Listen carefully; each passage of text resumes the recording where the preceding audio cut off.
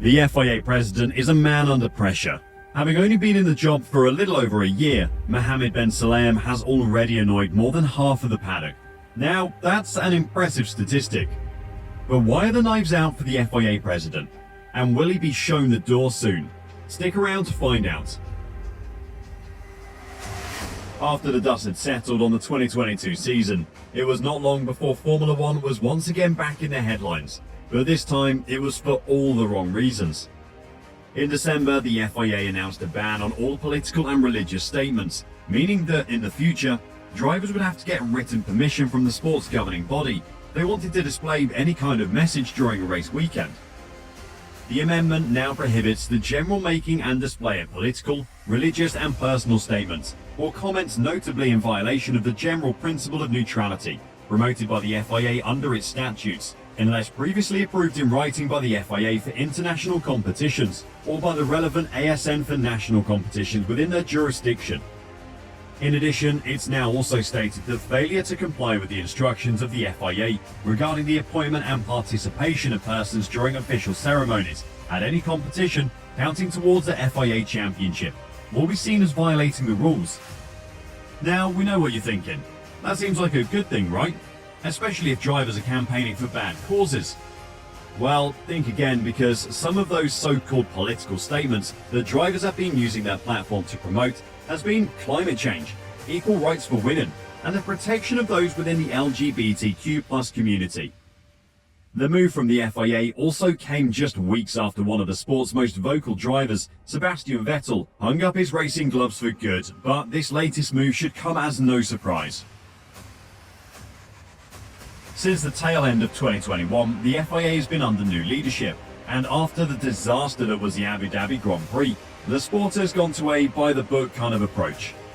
Out went any grey area, and in came an either it's black or white approach, which unearthed some unusual problems with the rulebook. To start with, drivers were becoming increasingly incensed at the track limits, and having their quickest laps deleted if they were even a millimetre over the line. Something that was previously overlooked by the sport's governing body, but the FIA's most egregious move seemed to target one man. At the beginning of the 2022 season, the FIA announced that they were going to start enforcing a rule that prevented drivers from wearing jewellery whilst in the car. While this rule was introduced to protect drivers in the incident of a fire, it was found to be flawed throughout, with drivers for some reason being allowed to wear a wedding ring. The key person this affected was Lewis Hamilton, who's known for wearing plenty of jewellery, including a nose stud, whilst driving the Mercedes car. A war of words began with the FIA even threatening a race ban, but in the end, and with Hamilton having a doctor's note saying his stud had to stay in following an infection, the FIA backed down. So it should come as no surprise that the FIA again sought to stamp their authority with a ban of political and religious statements. In the past, Vettel, alongside Hamilton, have been the most vocal in using their platform for causes they believe in. At a time when he was winning race after race, Hamilton would appear on the podium wearing t-shirts with slogans ranging from Black Lives Matter to Arrest the Cops Who Killed Breonna Taylor. But pretty soon, drivers were banned from wearing anything but their ace uniform on the podium. So what did the drivers do? They continued to wear t-shirts, but just away from the podium. Vettel was pictured multiple times with rainbow shirts or masks and had helmets made for each race, highlighting an issue that was going on in the home country. This move drew the ire of certain politicians, which could explain why the FIA has now acted. While the FIA claim the move was made because they want to keep the politics out of the sport, the reality is far from it. Formula One has chosen to race in deeply political countries, such as Saudi Arabia and Qatar, where for some people, even being the way they are is a crime punishable with death. So if drivers like Hamilton and Vettel are racing there, then of course they're going to use their platform to raise awareness to this. So perhaps we should look at the timing of all of this, for it is surely not a coincidence that this latest FIA move to clamp down on drivers' freedoms came just a few weeks after one of its loudest voices, Vettel, stepped away. This will also no doubt have not been a quick decision, and would have taken weeks if not months to prepare the wording of the regulation change alone. So it becomes even more obvious that the Germans' departure from F1 was a significant motivation behind the FIA's choice to act. But why do it? Why restrict and potentially annoy your own drivers? Well, the most logical answer is pressure from the people writing the checks. Think about it. If you're the organisers putting on the Qatar Grand Prix, who've paid millions for the privilege of hosting the race, do you want a driver highlighting all the horrific things that happen in your country? Certainly not. So what better way to stop that than to muzzle them? And putting pressure on the FIA is exactly the way to do it.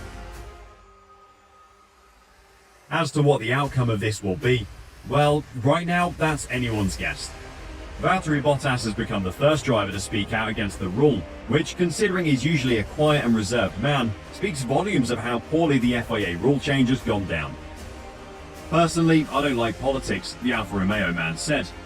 I like to do what I love, which is racing, but politics is at the same time part of today's society. I think Formula One has done a good job of paying attention to some of these kinds of issues, and many drivers have raised their voices, including Sebastian. I do not understand why they want to control us, he added. I think we should have the right to talk about what we want. That is how I see it, but we'll see what happens. Mercedes boss Toto Wolff believes that discussions will take place between the drivers and the FIA to find a happy medium. But right now, any driver found in breach could not only face a monetary fine, but even a race ban.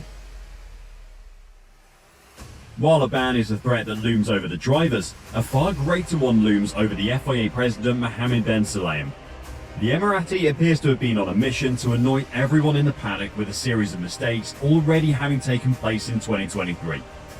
Having announced the statement ban at the tail end of 2022, Ben Sulayem followed that by starting a war with F1 about a proposed Andretti entry to F1. Doing his best Donald Trump impression, Ben Sulayem took to Twitter to call out the F1 leadership for their less than thrilled response to the bid. But he went a step even further just a few weeks later. Following reports that F1 was the subject of a Saudi Arabian-backed takeover bid valued at $20 billion for the sport's commercial rights, Ben Sulayem again took to Twitter. Despite the FIA having little say in who buys F1, Ben Sulayem stuck his nose in and said it was an inflated price tag. That comment drew the ire of Liberty Media, who reportedly sent a letter to the FIA in which they described the comments of Ben Sulayem as a major overstep. And now, rumours have emerged that more than half of the grid want Ben Sulayem gone, which is unprecedented considering he's been in the job for just a single year and has 3 years left of his presidency, if he can survive that long. So while the FIA boss can threaten race bans and fines, if he continues down this road and continues to attack the drivers, teams and owners, he may soon find it's him who's no longer present trackside. Will Ben Sulayem see out the season or be gone before the race? Let us know what you think.